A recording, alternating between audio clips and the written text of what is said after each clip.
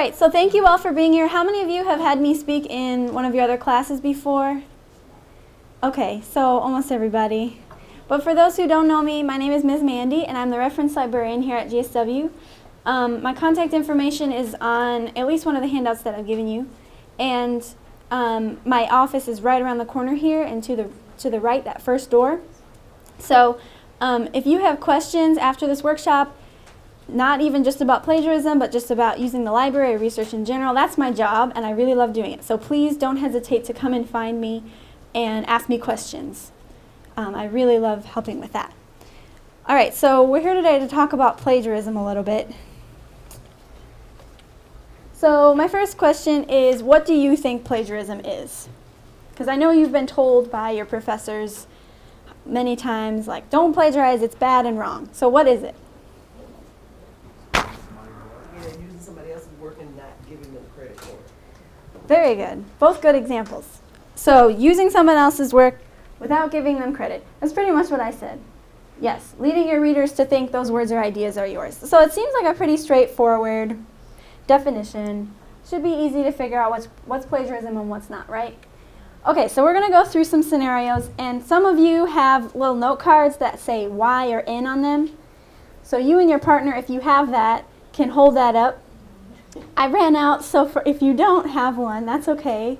We'll just do the raising hand instead. So I'm going to give you some scenarios, and I want you to say yes, this is plagiarism, or no, this is not plagiarism. The first one, you're going to use some text for a paper, but before you use it, you change a few words so you don't have to cite it. Would that be considered plagiarism? Raise your hand if you say yes, or put up your Y if you say yes. Okay, raise your hand if you say no. Okay. Well, that's pretty unanimous. I'm glad that we all realized that, yes, this is plagiarism. So plagiarism extends beyond just using the exact wording of somebody else. If you use their sentence structure, if you use their phrasing, if you use their ideas, you have to give them credit. All right, so that's pretty easy. All right, so now you're doing the same thing. You found some text from a paper, and you're going to use it. This time you're going to paraphrase it in your own words. So you don't include a parenthetical or in-text citation, but you cite the source in your bibliography. Is that plagiarism or not? Raise your hand if you say yes. Put up your Y card. I see confusion. People are abstaining. Okay, if you say no, that's not plagiarism, raise your hand. All right, we got some no's, some yeses. Mostly I don't have any idea. All right, this is plagiarism, actually. If you paraphrase something, you need to have an in-text citation for it. And we'll talk about the rules for that. Okay. Next scenario. This one is kind of tricky. So you wrote a really great paper, an A+ paper for a class last semester about sports injuries. Now it's a new semester, you have a new professor, and you're writing a paper about injuries caused by athletic activity. So technically, in theory, you could use the same paper that you wrote last semester. Would reusing it be considered plagiarism? How many say yes? How many say no? It's my paper. Okay, so I get kind of like half and half. Well, actually, that is plagiarism. Unfortunately, I know it's your words, so you think, I can do whatever I want with them, but you can't plagiarize yourself either. So, yeah, crazy. So, just like all your classmates, you have to start from scratch with a new paper. Okay, so the next one, you're using some common knowledge like Neil Armstrong set foot on the moon, and you don't cite it. Would that be considered plagiarism? Who says, yes, that's plagiarism, we got to cite that stuff? Who says, no, that's not plagiarism? Everyone knows that.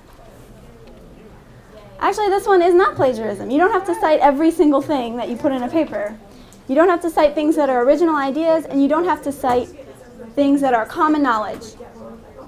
So common knowledge would be things that people are expected to already know. And that's kind of tricky because within a discipline, people may know something that everyone in the world doesn't know. So it has to be something that many papers in that discipline have not cited. So common knowledge is kind of tricky, and we'll come back to that. All right, here's the last one, I promise. If you accidentally forget to cite something, is that plagiarism? Okay, I think I get a unanimous yes for that one. So it's just like any other rule. If you're speeding and the cop pulls you over and you say, but I didn't know what the speed limit was, you can't give me a ticket, he's going to say, well, that's not a good excuse, I'm going to give you a ticket anyway. The same is true with plagiarism. If you don't know what the rules are, you can still get in trouble for not obeying them. So it's better to know what the rules are so that you know how to avoid getting in trouble for not obeying them. And that's why you're here today.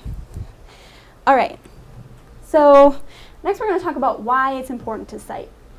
So most of the time when you hear about plagiarism, you hear about all the negative consequences. You could fail an assignment, you could fail your course, you could even be expelled if it was intentional and it was a huge deal. But there's a reason behind these punishments. They aren't just so that you can be miserable and have to do all this annoying citation stuff. So I'm going to give you 3 reasons. The first is the obvious one. Citing your sources allows you to acknowledge the authors of the work you're using in your paper. So if you had presented original work and somebody took it and put it in their paper and they didn't give you any credit, you'd be kind of mad about that. Well, this is the same kind of issue. You're just being fair. So everyone kind of remembers that one. So this one's important too. You're demonstrating with your sources to whoever's reading that you've done good research. You have good sources.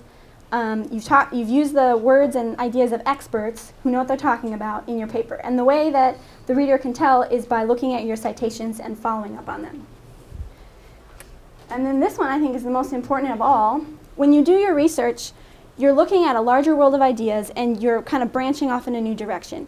If you cite your sources, your reader can see where you branched off. They can see where you differ from what others have said. They can see where you agree with others. And they also can follow up on the ideas that they read in your paper in more depth. So this is true for you as well. If you find the most awesome source ever, this is perfect for my paper, you can go to that person's works cited list and boom, you have 15 to 20 more sources that are relevant that you can look at. And you can follow up on those ideas as well. So this is a really important concept that you can provide a context for your reader. Okay, so we're going to do a quick review. So if everybody could turn over one of your note cards. If you don't have one, if you could just find a scrap piece of paper and write the following for me. First, your definition of plagiarism in your own words. And second, one reason to cite your sources. So I just gave you 3. Just parrot back one of those to me. And go ahead and put your name on it. I'm going to try to get this and your handout back to your professor somehow. All right, so the next step is actually integrating the sources into your writing. So it's one thing to know why it's important to cite things. It's another thing to actually take those sources and somehow put them in your writing. All right, so a key element of that is in-text citations. So in-text citations are citations, kind of what they sound like. They're citations within the text of your paper. Has anyone seen those before? There'll be some writing, and then parentheses, and there'll be like a name and then like a page number or something. People have seen that? Okay. Sometimes it's called a parenthetical reference because of the parentheses.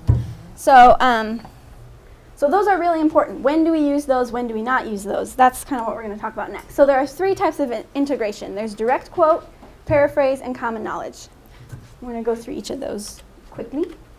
All right, so direct quote, that's word for word use of somebody's work. That's pretty easy. So for word use of someone's work, you need to put it in quotation marks. And this is what we call a dropped quote. And this is no good. This is when you just take somebody's sentence and you just drop it right into your paper. You don't give any introduction, you're talking, blah, blah, blah, and then all of a sudden there's a quote. That is kind of abrupt and it doesn't look very professional or nice. What you should do is use a signal phrase. So somehow signify to the reader you're about to quote somebody else. In this case, it says, a writer's reference gives advice on using signal phrases, saying that a writer must quote, blah, blah, blah, blah, blah, end quote, and then they have the in-text citation. So that is a much smoother way of doing that. All right, so paraphrasing, that's when you take a paragraph or several paragraphs from a source, you filter it through your own understanding, you make sure that you understand what it's saying, and then you summarize it in your paper. So you're taking that person's ideas, but you're not taking their phrasing, and you're not taking their sentence structure, you're just taking their ideas, and you cite it using an in-text citation, that parenthetical reference, and then again in your bibliography. So what you shouldn't do, however, is what we call borrow a phrase. So in this case, the original source says, to avoid plagiarizing an author's language, resist the temptation to look at the source while you are summarizing or paraphrasing. So if I borrowed phrases from that, I would take whole phrases like temptation to look at the source and to avoid plagiarizing, and I'd pull them out of the original and put them in mine. So what I'm doing is kind of a cross between a paraphrase and a quote, and that's no good. You're kind of copying what this person did and unfairly attributing it to yourself. So if you're going to do a paraphrase, you want to make sure you understand what it says and use your own words. So I think, yes, this is an example of a good paraphrase. They summarized it in their own words, and they use this phrase here to kind of introduce that they are about to paraphrase what somebody said. Okay, and before I go on, then common knowledge is, as I mentioned before, that's things that people are expected to already know. So like, there are 4 seasons in a year is an example. You're not going to use that in your paper though, probably. Like, when can you think of an example of using that? However, you may find that in your field there's some piece of information that everybody kind of already knows. And if you look at 3 or 4 sources and they don't cite that piece of information, you're pretty safe to not cite it as well. So that's what we consider common knowledge. So I want to give you a chance to practice that. So if you do not have a handout, I don't even have an example anymore, that says citation activity or something, you should find a partner who has one. And what you're doing is I've given you examples of some text and then how somebody might use that text in a paper, and I want you to tell me, is it a direct quote, is it a paraphrase, or is it common knowledge? And then almost all of them are incorrectly cited. So if it's a direct quote, it's going to need quotation marks, and it's going to need an in-text citation, etc. So go ahead and you don't have to do the in-text citation in the perfect format. Just put some parentheses to show me that you know there should be a parenthetical reference there. So go ahead and take a few minutes to do that right now. All right. If no one has questions, I just have a few more things to say to you, and then we're going to do one activity and be done. So I do want to talk about resources that you can use. I'm not going to go over the details of how to cite an APA or MLA. You all have different citation styles that you'll be using depending on your major. So I gave you those quick reference papers to give you a sense of which citation style your major generally uses. But I'm not going to go through the details. That's really more case-by-case basis. It's going to be more helpful for you. But I will tell you where you can go to get that kind of information. So the main place to go if you want all the rules for a citation style is what's called a style guide or a style manual. That has all the rules. So this is the APA one, for example. And on the back of your handout there are 4 of the main ones. So that has all the rules. That's why it's a whole book. The library has those books in the reference section, and we also have them in the ready reference section. So across from the reference desk there's that low bookshelf. They're kind of standing on there. So if you can't find it, you can always ask for help. The Writing Center also has all of these style guides. Another place you can go to get more help. How many of you have had me show you a library guide before? Okay, several of you. So I spent a long time on them, so I advertise them a lot. All right, so on the library homepage, if you have your computer up and you'd like to follow, you can. It's about halfway down this list on the left-hand side. It says Subject Guides. All right. Everyone make it there? All right, under this Discover search bar, there's this box called GSW Course Guide. Citing sources is the first choice underneath there. Is everyone following that? First choice, citing sources. All right, so this has some of the same details that I talked about just a minute ago. How to integrate sources, how to avoid plagiarism. And then I have tabs here for the 3 main citation styles. And hopefully I'll have some more. I want to have one for ASA at least in the near future. So this will give you the basics for citing like books, articles, usually a web source, doing in-text citations, and it will have links to other really helpful sites. So this is a really great source for you while you're doing your sources when you finish up your paper. you might want to check this out as kind of a guide for you.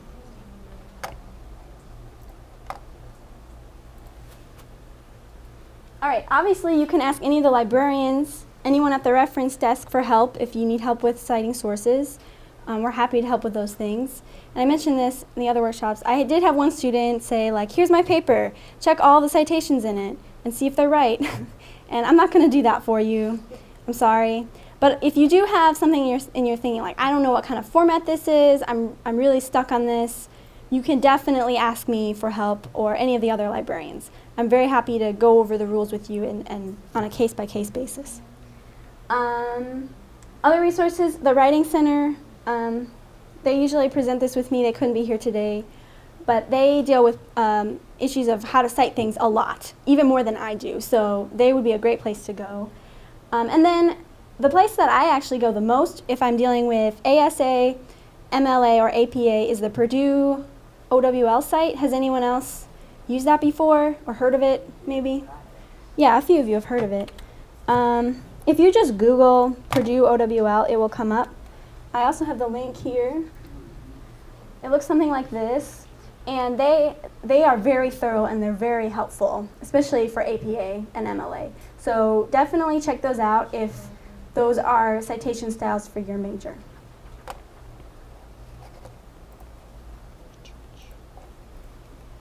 Okay, so we're going to do one more activity together.